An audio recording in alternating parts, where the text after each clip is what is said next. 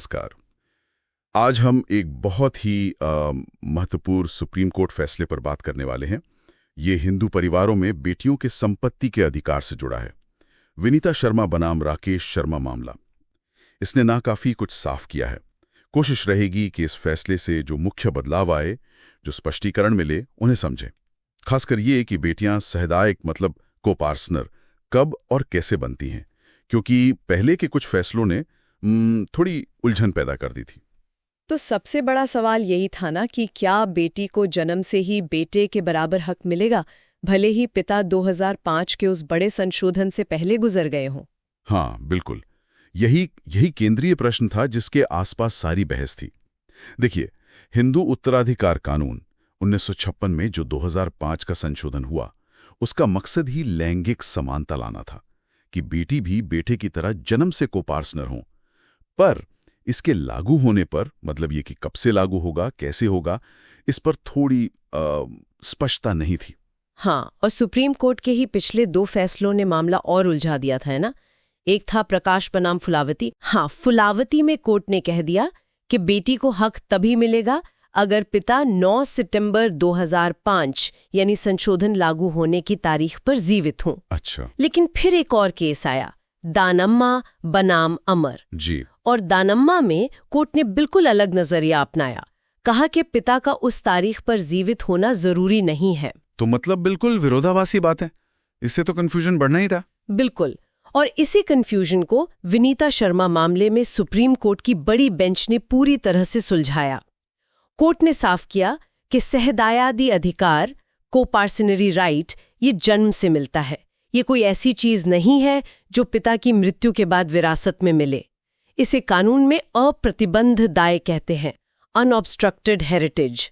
मतलब ये अधिकार आपको जन्म लेते ही मिल गया। ये इस पर निर्भर नहीं करता कि पिता जीवित हैं या नहीं। हाँ, अच्छा, ये अप्रतिबंध दाय वाली बात महत्वपूर्ण है। हाँ, ये उस विरासत से अलग है जो किसी के मरने के बाद मिलती है, जिसे सप्रतिबंध दाय या ऑब्स्ट्रक्टेड हेरिटेज कहते हैं। तो क्योंकि सहदायकी अधिकार जन्म सिद्ध है, कोर्ट ने कहा कि बेटी के इस अधिकार के लिए पिता का 9 सितंबर 2005 को जीवित होना जरूरी नहीं है। वाह, ये तो बहुत ही स्पष्ट और बड़ी बात कह दी कोर्ट ने। तो इसका मतलब हुआ कि बेटी चाहे वो 2005 से पहले जन्मी हो या बाद में, जन्म से ही बेटी की तरह को-पार्टनर है। एकदम सही, बिल्कुल, जन्म से ही। और 9 सितंबर 2005 से उन्हें बेटों के बराबर अधिकार और हाँ, जिम्मेदारियां भी मिलेंगी। इसने तो वाकई एक बहुत बड़ी कानूनी अस्पष्टता दूर कर दी। लेकिन एक सवाल और मन में आता है, उन पुराने लेन देन का क्या होगा? मान लीजिए 2005 के संशोधन से पहले या इस फैसले से पहले कोई बंटवारा हो चुका है या संपत्ति बेच दी गई है, क्या वो सब अब पलट जाएगा? नहीं, देखिए, कानून ने इस चीज का भी ध्यान रखा है। एक कट ऑफ डेट है 20 दिसंबर 2004। 20 दिसंबर 2004, ये तारीख क्यों? ये वो तारीख है जब ये संशोधन वाला बिल राज्यसभा में पेश किया गया था। तो कानून कहता है कि इस तारीख से पहले अगर कोई संपत्ति का निपटारा हो चुका है, मतलब कोई वैध हस्तांतरण, कोई रजिस्टर्ड बंटवारा या कोई वसीयतनामा, तो उसे इस संशोधन या इस फैसले से छेड़ा नहीं जाएगा।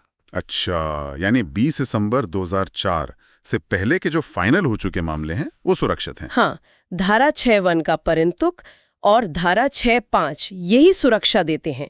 लेकिन यहाँ विभाजन या पार्टीशन को लेकर कोर्ट ने एक बहुत जरूरी बात कही है। वो क्या? कोर्ट ने कहा कि विभाजन सिर्फ कहने भर से नहीं माना जाएगा।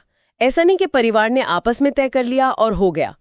विभाजन कानूनी तौर पर पक्का तभी माना जाएगा जब या तो वो एक रजिस्टर्ड दस्तावेज, मतलब रजिस्टर्ड डीड के जरिए हुआ हो। Okay, registered deed. या फिर वो किसी अदालत के हुक्म यानी डिक्री ऑफ अ कोर्ट से हुआ हो।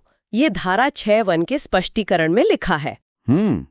तो इसका मतलब ये हुआ कि अगर 20 दिसंबर 2004 से पहले किसी परिवार ने बस आपस में जुबानी तौर पर कुछ तय कर लिया था या किसी कागज पर लिख लिया पर रजिस्टर नहीं कराया, हाँ, तो वो बंटवारा अब बेटी के दावे को रोकने के लिए काफी नहीं होगा। बिल्कुल, जुबानी बंटवारे को साबित करना लगभग नामुमकिन होगा जब तक कि कोई बहुत ही मजबूत सरकारी दस्तावेज न हो उसके साथ। ये इसलिए किया गया ताकि बेटियों को उनका हक देने से बचने के लिए पीछे की तारीख में झूठे बंटवारे ना दिखाए जा सकें। ये बहुत महत्वपूर्ण स्पष्टीकरण है। अच्छा, और जो मामले कोर्ट में पहले से चल रहे थे, मान लीजिए बंटवारे का मुकदमा चल रहा था और कोर्ट ने बस एक शुरुआती आदेश, प्रिलिमिनरी डिक्री दे दिया था कि किसका कितना हिस्सा होगा, उन मामलों में भी ये फैसला लागू होगा।